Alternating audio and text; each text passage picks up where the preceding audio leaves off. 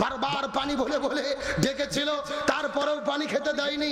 আর স্বাধীন বাংলাদেশে আলেম মারা গেল, পুলিশ তাকে পানি খেতে দিল না। আমার মনে বলে আর কারবালার ঘটনাকেও হার মানাইছে।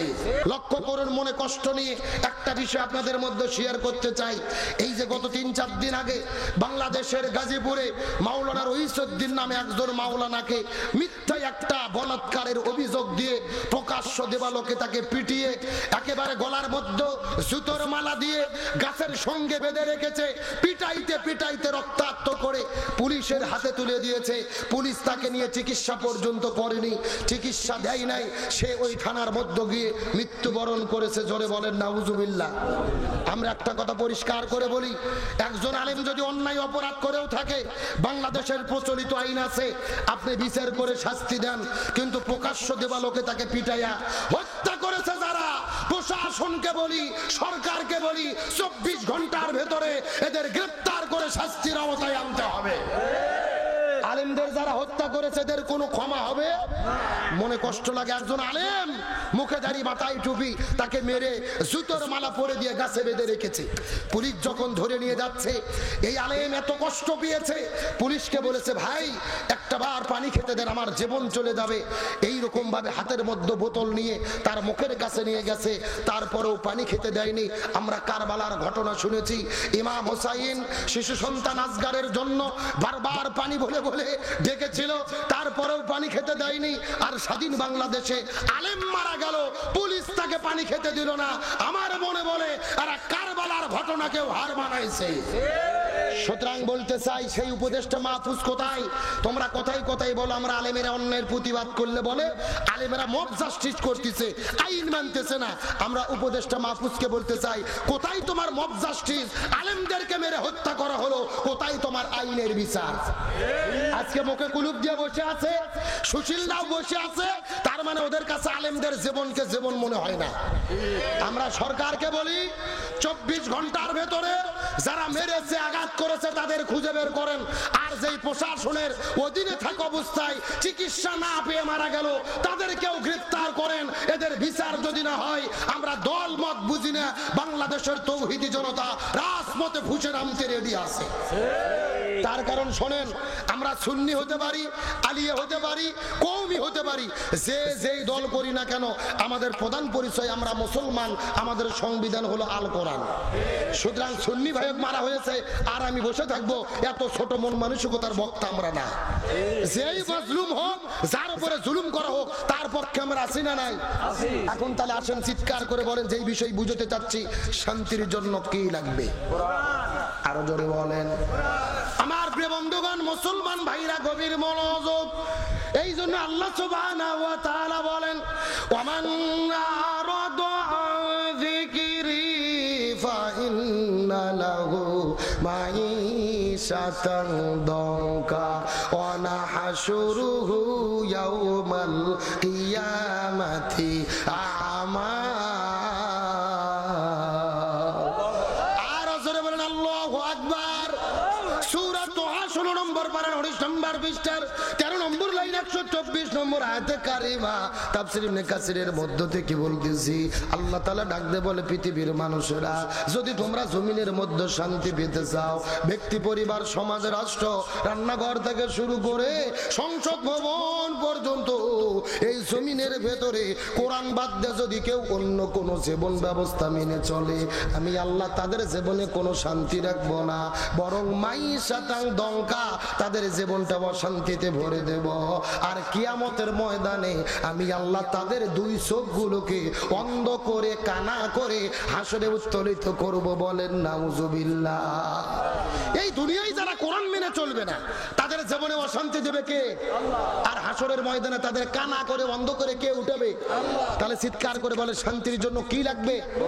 এই জন্য আল্লাহর কোরআন বলেছেন, ফামান তাবিয়া হুদায়া ফালা খাউফুন আলাইহিম ওয়ালা হুম ইয়াহজানুন। লক্ষ্য করেন, এই যেখানে আপনারা লিখে দিয়েছেন আব্দুল সালাম যুক্তিবাদী, আমি যুক্তি দিয়ে কিছু কথা আপনাদেরকে বুঝাই।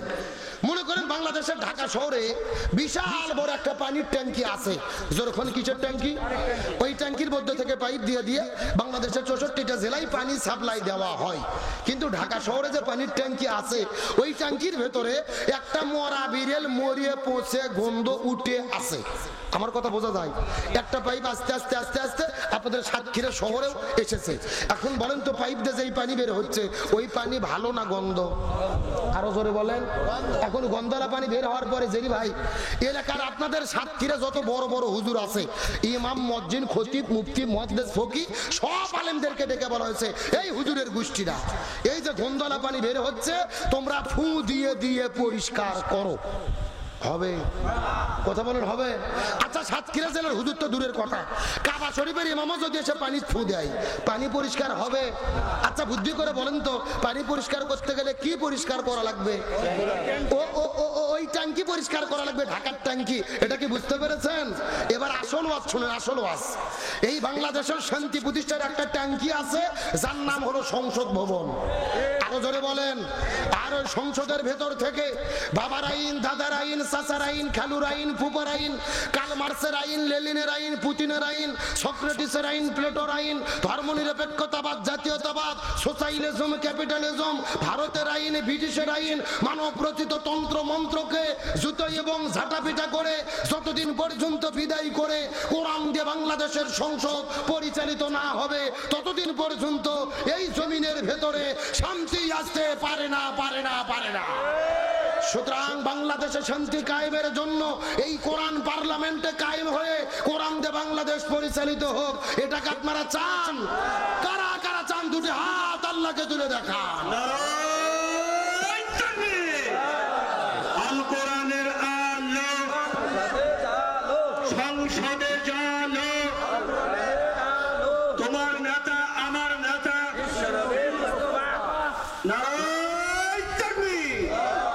আল্লাহ কবুল করুক, বলেন আমিন।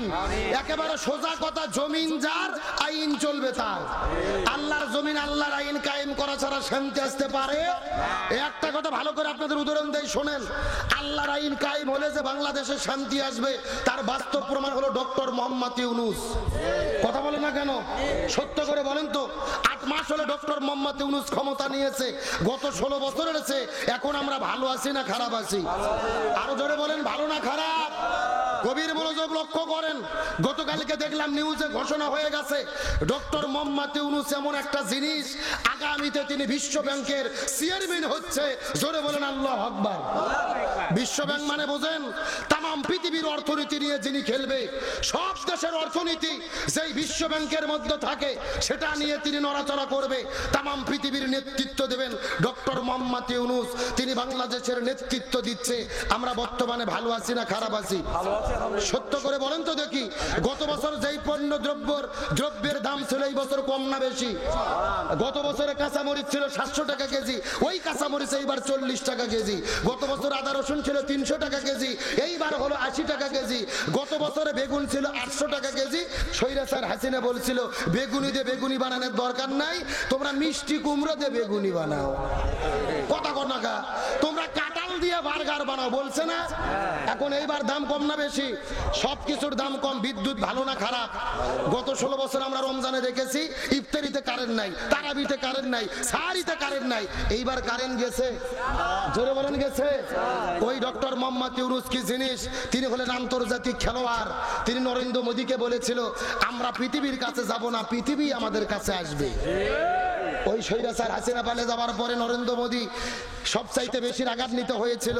তার কারণ হাসিনা পালে গিয়ে হাসিনার যতটা না ক্ষতি হয়েছে তার চাইতে বেশি ক্ষতি হয়েছে নরেন্দ্র মোদীর। কথা কন না?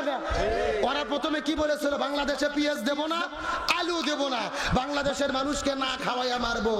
ওরা যখন বলেছে পেঁয়াজ আর আলু দেব না, আমরা বলেছি তোদের পেঁয়াজ আর আলু আমরা খাবো না।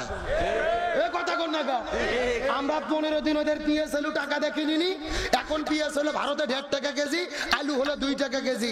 ভারতের কৃষকেরা রাস্তার মধ্যে পেঁয়াজ আর আলু ফেলে দিয়ে আন্দোলন করতেছে, মোদি হটাও, দেশ বাঁচাও, মোদি দাদা সিটিং বাস। আল্লাহু আকবার বলেন। আল্লাহ আল্লাহর কোরআন বলেছে ওমাকারু ওমাকারাল্লাহ আল্লাহু খায়রুল মাকিরিন। তারাও ষড়যন্ত্র করে, আল্লাহর কৌশল অবলম্বন করে। কার কৌশল বিজয় হয়? আর আমাদের বগুড়াতে একটা কথা আছে ভাই, অন্যের জন্য গর্ত খুললে ওই গর্তে নিজেকেই। তবে আমি আপনাদেরকে একটা মেসেজ দিতে চাই, ডক্টর মোহাম্মদ ইউনূস আসার পরে এত বরকত কেন হলো? আল্লাহর কোরআন বলেছেন ওয়ালাউ আন্না হালাল কুরা আমানু ওয়াত্তাকাউ লাফাতাহনা আলাইহিম বারাকাতিম মিনাস সামাই ওয়াল আরদ। আল্লাহর কোরআন বলেছে যদি কোনো দেশের মানুষেরা আল্লাহকে ভয় করে আল্লাহর বিধানগুলো মেনে নেয়, আল্লাহ ওই জমিনের উপরে আসমান জমিনের ভেতরে যত রহমত বরকতের দরজা থাকে আল্লাহ সবগুলোকে খুলে দেয়। আর একটু জোরে বলেন। এখন আসেন বাংলাদেশে কেমনে রহমত হলো? আল্লাহর কোরআন বলেছে আর রিজালু কাওয়ামুনা আলান নিসা, রাষ্ট্রের পরিচালক কোন নারী নয়, পুরুষদেরকে হতে হবে। কার কথা? আর নবী বলেছেন যেই দেশের যেই পরিবারের প্রধান হয় নারী ওই পরিবার পৃথিবীতে যার নাম।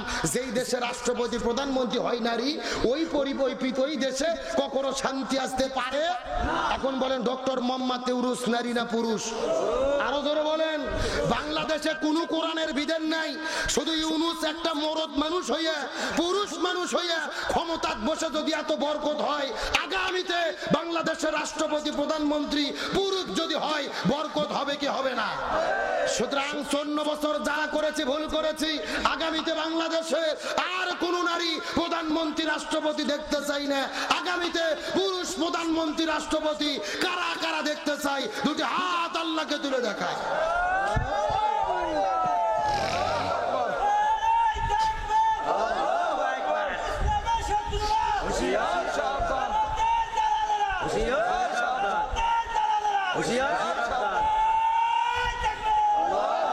আচ্ছা ভাইরা, আপনারা কি মন খারাপ করলেন?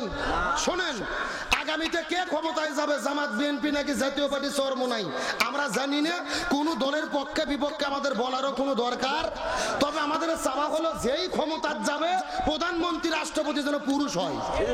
কে রে, আমার বাড়ি হলো বগুড়া জেলা, বগুড়ার তারেক জিয়া যদি প্রধানমন্ত্রী হয় আমাদের আপত্তি আছে।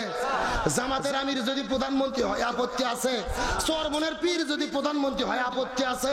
আমাদের কথা যেই হোক একটা পুরুষ হোক, আর কোন নারীর জ্বালা সহ্য করতে চাই না।